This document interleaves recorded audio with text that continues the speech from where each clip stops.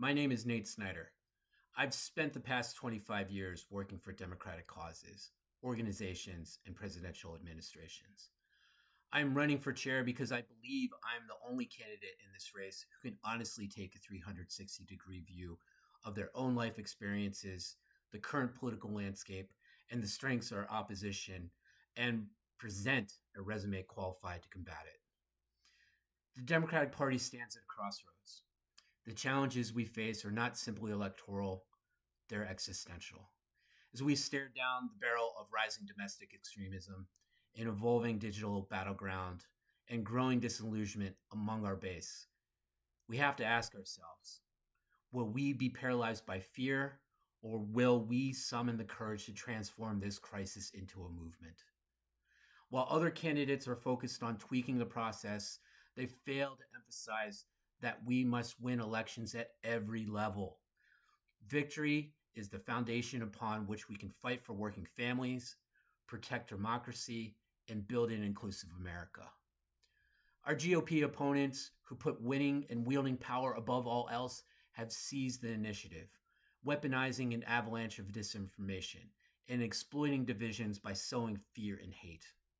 Now they are operating without consequences and aiming to completely remake American society as they broadcasted in Project 2025.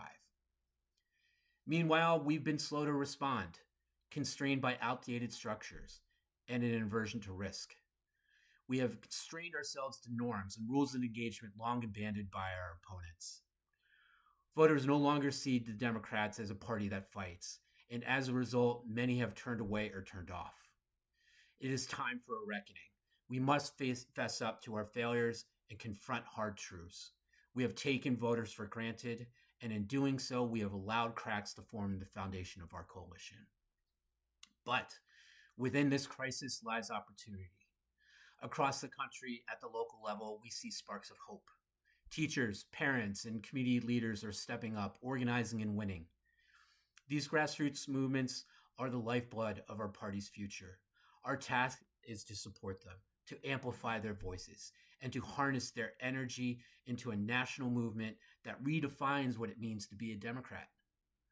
This transformation begins with leadership. We need a leader who will rebuild the party's infrastructure and reimagine its purpose. Leadership is not just about managing bureaucracy or raising money. It is about inspiring people, instilling courage, creating a shared vision, and ensuring the state and territorial level infrastructure is in place to support that vision. It requires confronting the uncomfortable realities we've avoided for too long. The systemic neglect of our core constituencies, the complacency in our organizing strategies, and the failure to meet voters where they are. That's what distinguishes my candidacy for DNC chair. I offer a new approach, grounded in the belief that mission must drive process. Unlike other candidates, I recognize that we cannot simply tweak our tactics or adopt the GOP strategy to win. We can no longer shift our food around the plate and call it a new meal. We need a leader who understands that true transformation comes from empowering the grassroots, building trust through honesty, and embracing the courage to fail forward. My vision is not about incremental change. It's about taking our paralysis from fear and turning it into progress. Our mission is clear. We must win elections at every level. Achieving this mission requires a holistic approach. It means breaking down silos within our coalition and ensuring that every voice has a seat at the table. It means equipping state parties and local organizations with the resources they need to lead on the ground.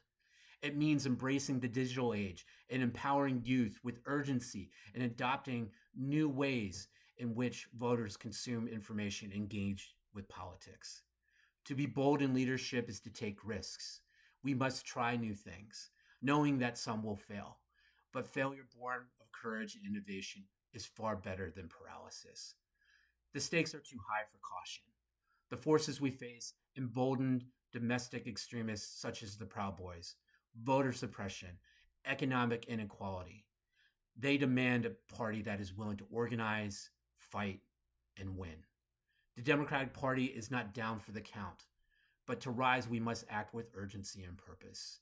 We must transform this crisis into a movement, and we must do it together. The time for reckoning is now. The time for bold leadership is now. Thank you very much.